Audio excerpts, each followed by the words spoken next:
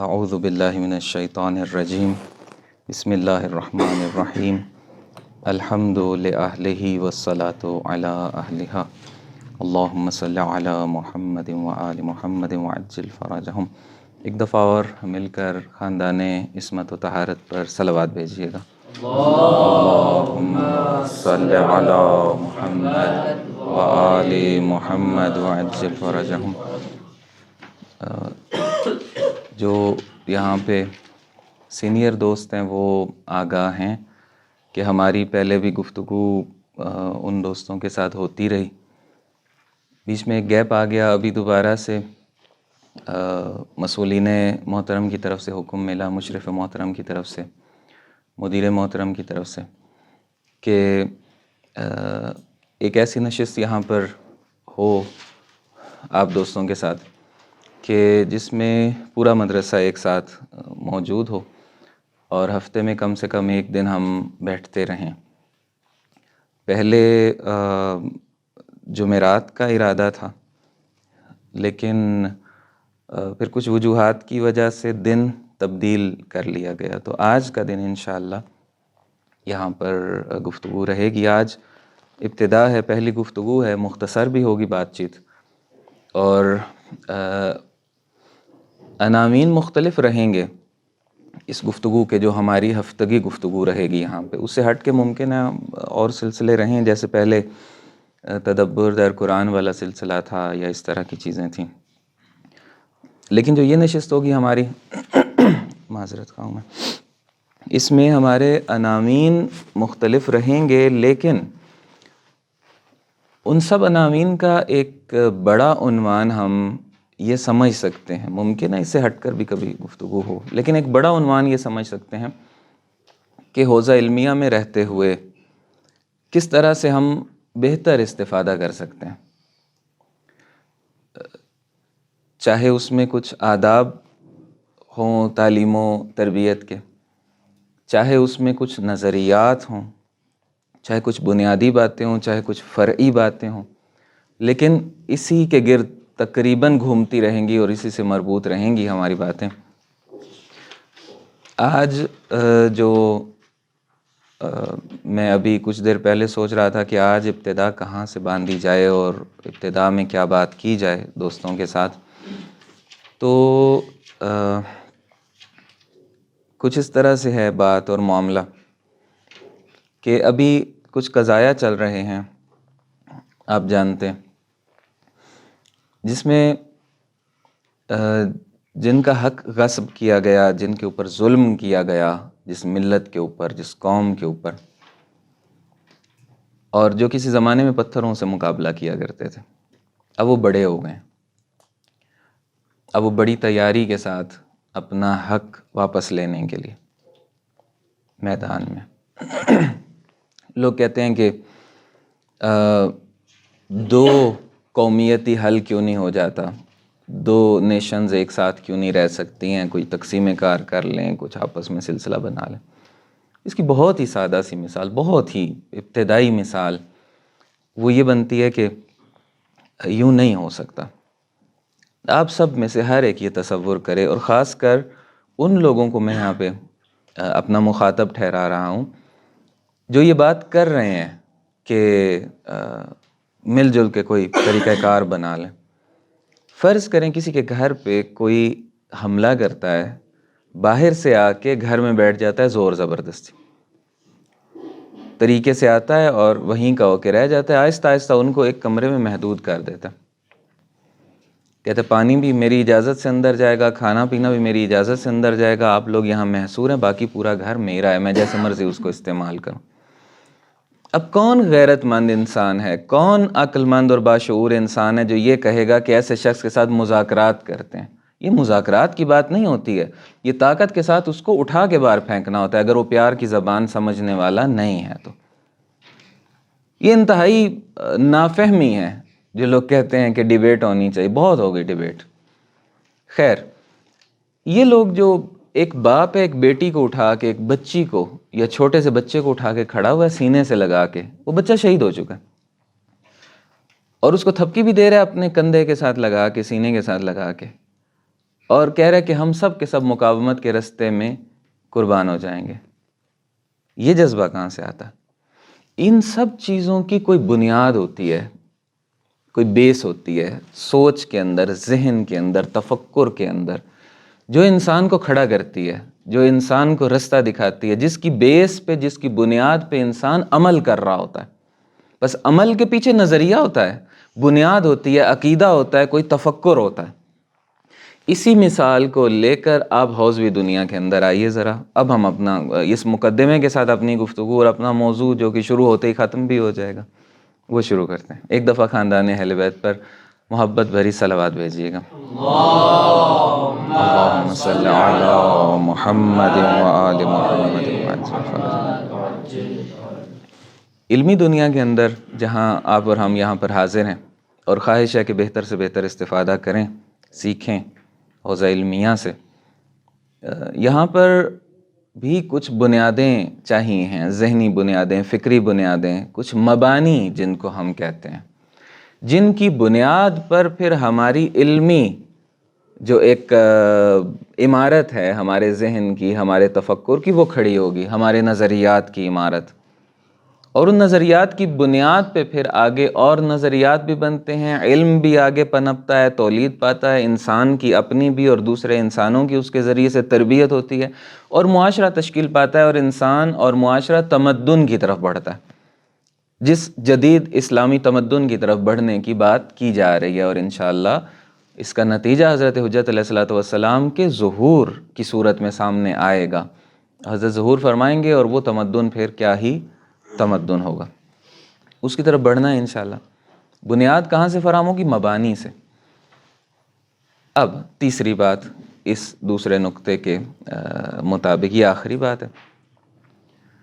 جب ہم حوزے میں نئے یہاں پر آئے تو ایک گفتگو ہوتی تھی ہمارے بعض سینئر دوستوں کے بیچ میں، سب کی میں بات نہیں کر رہا، بعض ہمارے دوست تھے، ہمارے بزرگ تھے، ان کے بیچ میں گفتگو ہوا کرتی تھی. کچھ لوگ ان میں سے تھے کہ جو علوم عقلی کی طرف کھینچتے تھے یا اس کا پرچار کرتے تھے، جیسے فلسفہ ہے اور یہ علوم ہے. جبکہ کچھ لوگ یہ کہتے تھے کہ نہیں، آپ فقہ کو چھوڑ کے فلسفے کی طرف کیوں جا رہے ہیں؟ فقہ جو ہے وہ اصل ہے، وہ اساس ہے، وہ بنیاد. اور ایک تناؤ کی کیفیت ہمیں محسوس ہوئی. سب میں نہیں کہہ رہا، عمومی فضا یہ نہیں تھی، لیکن جو جس طرف زیادہ کام کر چکا تھا یا جس کا ذوق جس فیلڈ میں زیادہ تھا، وہ دوسروں کو بھی اس کا قائل کرنے کی کوشش کر رہا تھا، یا قائل نہیں بھی کرنا چاہ رہا تھا تو جب اس سے بات ہوتی تھی تو وہ ضرور یہ بات کرتا تھا. بعد میں جب تھوڑا آگے بڑھے، 4 قدم آگے بڑھائے اور معاملات کو دیکھنے کی کوشش کی، تو اس وقت بات سمجھ میں آئی کہ سب چیزوں کی اپنی اپنی جگہ ہے. نہ علوم عقلی کے بغیر کوئی چارہ ہے ہمارے پاس، اور نہ علوم نقلی کے بغیر ہمارے پاس کوئی چارہ ہے. فقہ و اصول کے بغیر بھی کوئی چارہ نہیں ہے، فلسفہ کے بغیر بھی کوئی چارہ نہیں ہے، حدیث و تفسیر کے بغیر بھی کوئی چارہ نہیں. ان سب چیزوں کی ہمیں ضرورت ہے. اب وہ جو بات ہوئی تھی بیسکس والی اور مبانی والی، وہ جو سارا مقدمہ تھا، ہے نا یاد؟ ابھی جو بات ہوئی ساری مثال دی ابھی موجودہ حالات کی، یہ تطبیق یہاں پہ اس جگہ پہ میں لانا چاہ رہا تھا. وہ یوں بنتی ہے، توجہ بس آپ رکھیے گا، کہ جو بنیادیں اور مبانی ہوتے ہیں، جو بیس فراہم کرتے ہیں، جس پہ کوئی عمارت کھڑی ہوتی ہے، یہ جو زمانہ چل رہا ہے اس میں ہم لوگ وضو اور طہارت کی بحث بھی کر رہے ہیں، لیکن الحمدللہ ہم اس سے آگے بھی بہت بڑھ چکے ہیں. کہاں بڑھ چکے ہیں؟ ہم اسلامی اقتصاد کی بات کر رہے ہیں، ہم اسلام کے ایجوکیشنل اور تعلیم و تربیت کے سسٹم کی بات کر رہے ہیں. ہم اس وقت فیملی کے اسٹرکچر کے لیے جو اسلام نے نظام دیا خانوادے کا، اس کی بات کر رہے ہیں. ہم نظامات پہ آ چکے ہیں. یعنی فقہ ہماری جو محدودیتوں کا شکار تھی زمانے کے ستم کی وجہ سے، اب چونکہ ہمارے پاس ہاتھ کھلے ہم لوگ اب اس پہ بات کر رہے ہیں کہ ہماری فقہ کیا نظامات دیتی ہے، اقتصاد کا سسٹم کیا دیتی ہے، تعلیم و تربیت کا سسٹم کیا دیتی ہے، اور اس طرح کے جتنے بھی نظامات آپ کسی بھی معاشرے کو چلانے کے لیے تصور کر سکتے ہیں. اب جب کہ ہم اس مرحلے میں پہنچ چکے ہیں کہ فقہ فردی بھی چل رہی ہے، عبادات اور نماز اور روزہ اور انتہائی اہم گفتگو ہے، یہ بحثیں ہیں، درسائے خارج اس پہ چل رہے ہیں، تو وہیں پہ فقہ نظام پہ بھی گفتگو ہو رہی ہے، فقہ معاشرہ کو چلانے والی فقہ پہ بھی بات ہو رہی ہے، اور جو علم اصول جس طریقے سے ہمیں فقہ فردی دے رہا تھا، آج یہ بات ہم کر رہے ہیں کہ ہم وہ علم اصول بھی رکھتے ہوں جب اسی کی وہ ایک شکل ہے، اسی سے ہی نکلے گا، اور اسی کا ہی ایک بڑا افق اور زاویہ ہے، اس سے ہٹ کے نہیں ہے۔ وہ فقہ ہمیں نظامات کیسے نکال کر دے گی؟ نظامات کھڑے ہوتے ہیں مبانی کے اوپر، بنیادوں کے اوپر۔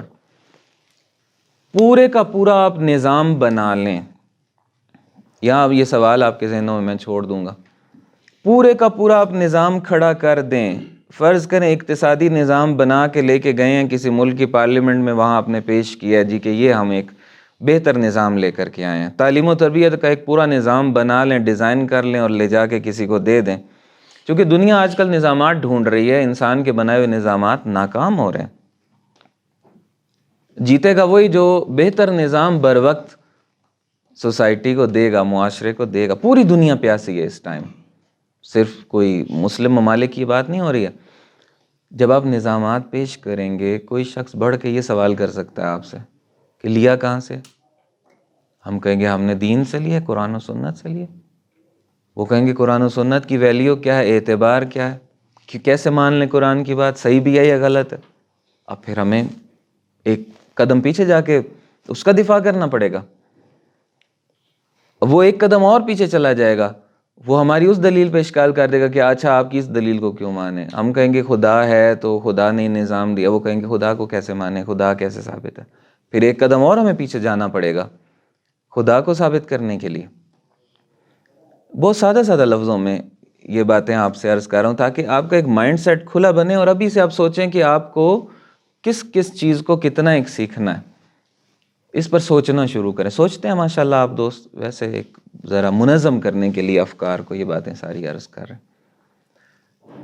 توحید پہ جب آپ بات کریں گے، وہ کہیں گے کہ بھائی ہماری بھی دلیلیں ہیں، ہم نہیں مانتے توحید کو، ہم خدا کو نہیں مانتے۔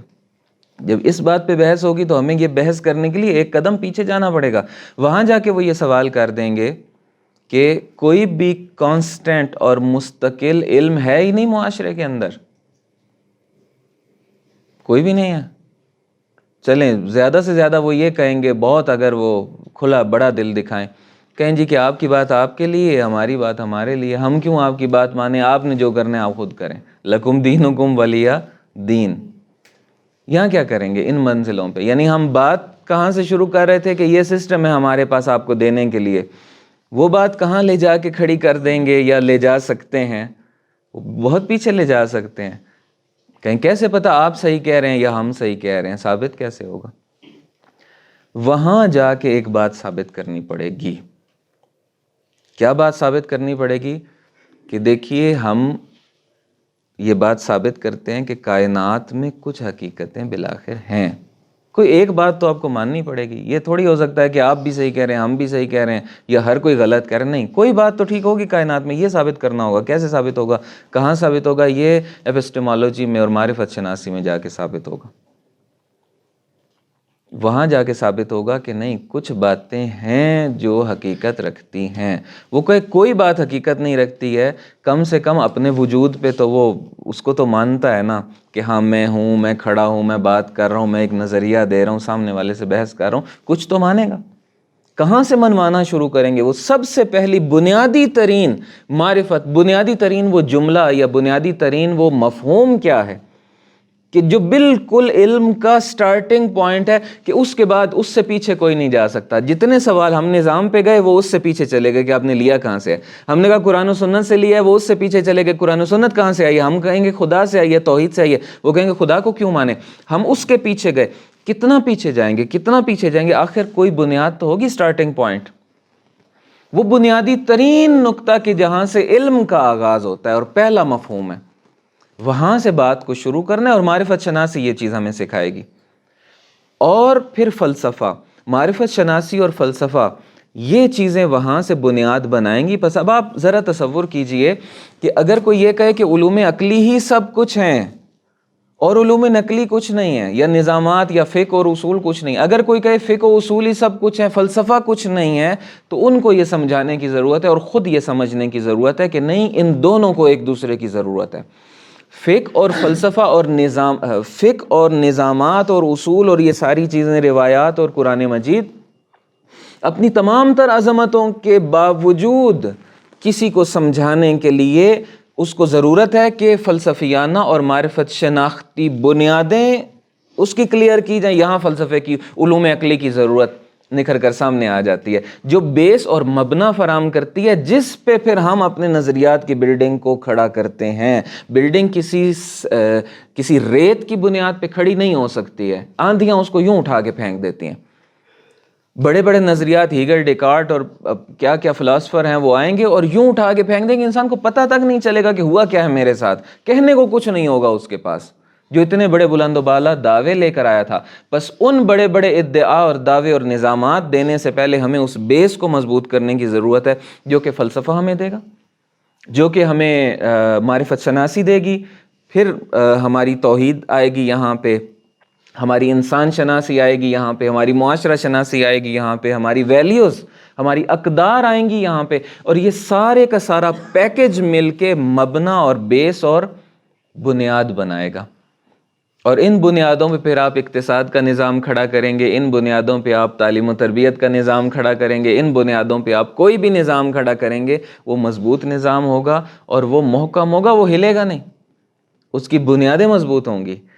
بس مبانی کیا چیز دیتی ہے ہمیں؟ علوم عقلی، فلسفہ، اور یہ چیزیں مبنا دیں گی، بیس دیں گی، بنیاد دیں گی، اور اوپر آئیں گے نظامات. بس اگر فقط ہم فلسفے تک رہ جائیں، بنیادیں مضبوط کر کے بیٹھے ہوئے ہیں، اوپر صحرا کا صحرا ہی ہے، سب کچھ زمین کے نیچے ہی ہے، بنیادیں جی ہماری بہت مضبوط ہیں.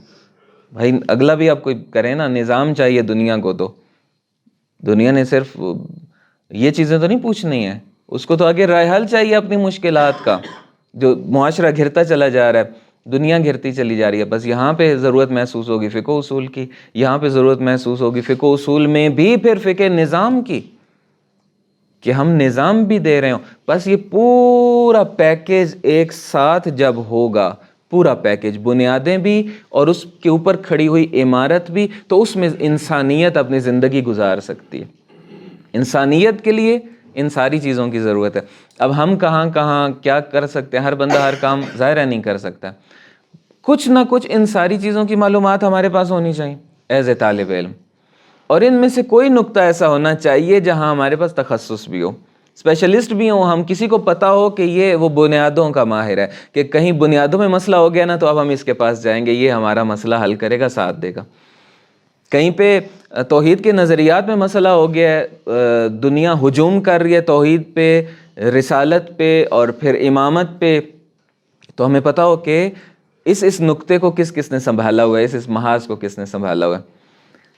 نظامات کے اندر پھر تقسیم کار ہو جائے گی، ایجوکیشن کا سسٹم کن لوگوں نے سنبھالا ہوا ہے، اقتصاد کو کس نے سنبھالا ہوا ہے، وضو اور طہارت کے مسائل کو کس نے سنبھالا ہوا ہے، روزہ کس نے ہمیں بتانا ہے، ہمیں تعلیم و تربیت کا سسٹم کس نے دینا ہے. اچھا پھر اگلا مرحلہ بھی اس کے بعد ہے، نظامات جب آ جائیں گے، اجرا کون کرے گا، معاشرے میں لے جا کے ان کو معاشرے کے لوگوں کے لیے پیش کون کرے گا. اس کے لیے پاک و پاکیزہ اور صلاحیتیں رکھنے والے، مدیریت کی اور مینجمنٹ کی صلاحیتیں رکھنے والے، اور جن کی بیسز اور بنیادیں بھی کلیئر ہوں، ایسے افراد کی ضرورت ہوگی. بس یہ ایک بڑا اسپیکٹرم اس طریقے سے ہمارے سامنے بنتا دکھائی دیتا ہے. اس پہ سوچتے رہیں، ساری معلومات بھی ہمارے پاس ہونی چاہیے، وہ بنیادی کے جو ہر حصے کی ہمارے پاس ہونی چاہیے، اور کوئی ایک نقطہ کم سے کم ایسا ہو کہ اس میں ہمیں پتا ہو کہ ہم نے اس نقطے کو فل اپ کرنا ہے، اور ہیں تو اسی کو مزید مضبوط کرنا ہے، اس میں کام کرنا ہے، اس میں ہم نے تخصص کرنا ہے. بس کچھ علوم ایسے ہونے چاہیے کہ جو سب کے لیے ہونے چاہیے، کہ جو ہم سب کو پڑھنے چاہیے، اور کچھ علوم ایسے ہیں کہ جو اپنی ضرورت، اپنے ذوق، معاشرے کی ضرورت اور بہت سی اور چیزوں کو بیس بنیاد بنا کے ہمیں اس میں اسپیشلسٹ بننا ہوگا انشاءاللہ. کوئی سوال ہو تو آپ پوچھ سکتے ہیں، وقت بھی جتنا سوچا تھا وہ ہو چکا ہے. اس کے بعد انشاءاللہ آپ اپنا اگلا سلسلہ شروع کریں گے. اگر کوئی سوال نہیں ہے، چونکہ ٹائم بھی زیادہ ہو گیا، میرا خیال ہے کہ سوالات ہیں بھی صحیح تو اگلی نشست کے لیے رکھ لیں. ایک دفعہ اختتام کرتے ہیں آج کی اس نشست کا خاندان عصمت و طہارت پر صلوات بھیج کے.